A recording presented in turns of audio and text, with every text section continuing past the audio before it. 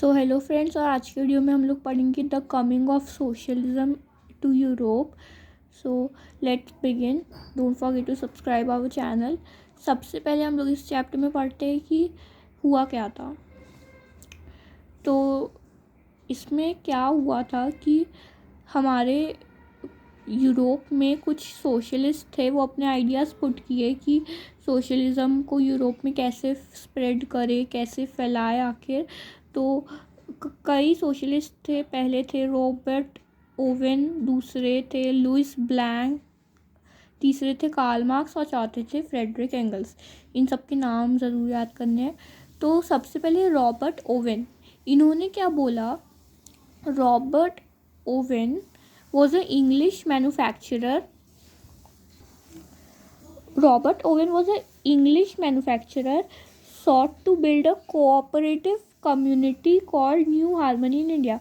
Robert Owen एक socialist थे और वो एक इंग्लिश मैन्युफैक्चरर थे जिन्होंने बोला था कि एक कोऑपरेटिव कम्युनिटी बननी चाहिए, और उन्होंने बना भी दी थी, जिनका नाम रखा था न्यू हार्मनी इन इंडियाना, जो कि यूएसए में थी। न्यू हार्मनी इन इंडिया नाम भी था कोऑपरेटिव कम्युनिटी का। फिर रॉबर्ट ओवन की बातों को लुइस ब्लैंक ने कुछ ऐड ऑन किया। इन्होंने क्या बोला, Louis Blanc wanted the government to encourage cooperatives and replace capitalist enterprise. मतलब रॉबर्ट ओवन ने बोला था कि कोऑपरेटिव कम्युनिटी बननी चाहिए, और उन्होंने एक बनाया भी था जिनका नाम था new Harmony in India cooperative community बनाया। तो लुइस ब्लैंक ने इसमें ऐड ऑन किया कि जो कोऑपरेटिव कम्युनिटी बनी है उसको गवर्नमेंट एनकरेज करनी चाहिए। Wanted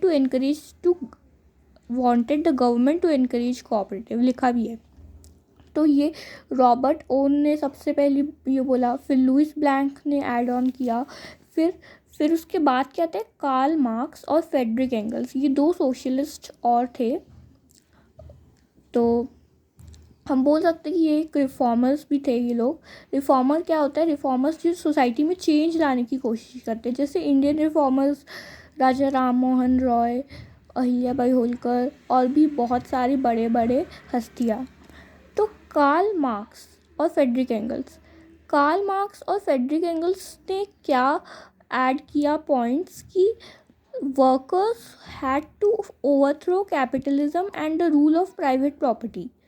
Marx believed that to free themselves from capitalist exploitation, workers had to construct radically socialist society where all property was socially controlled.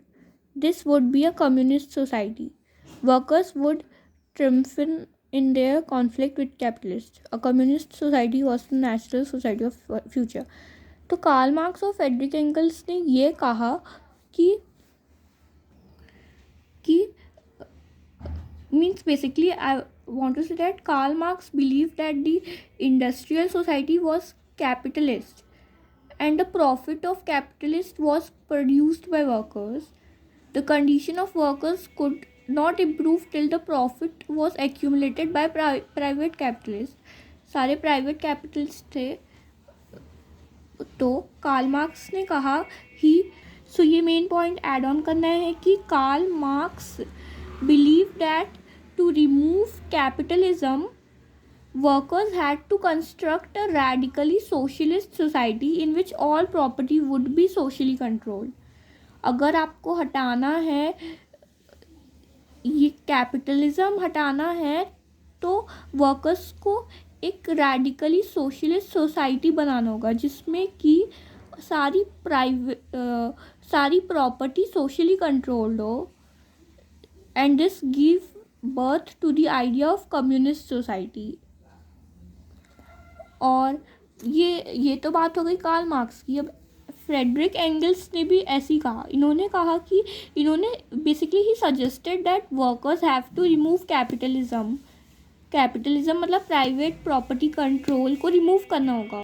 So Frederick Engels suggested that workers have to remove capitalism and the rule of private property.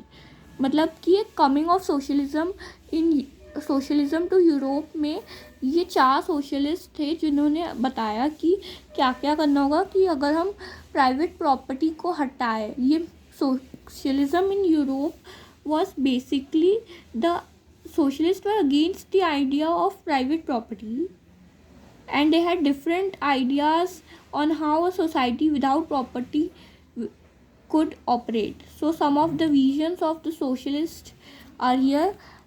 सबसे पहले summary दे देती हूँ. Robert Owen ने कहा कि there should be a cooperative community called New Harmony in India USA. India ना USA. तो फिर उनकी बातों को लुइस ब्लैंक ने एड ऑन किया कि द cooperative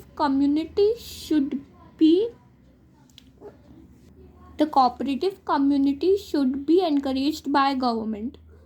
फिर फ्रेडरिक एंगल्स और कार्ल मार्क्स ने कहा कि they believe that to remove the capitalism, workers had to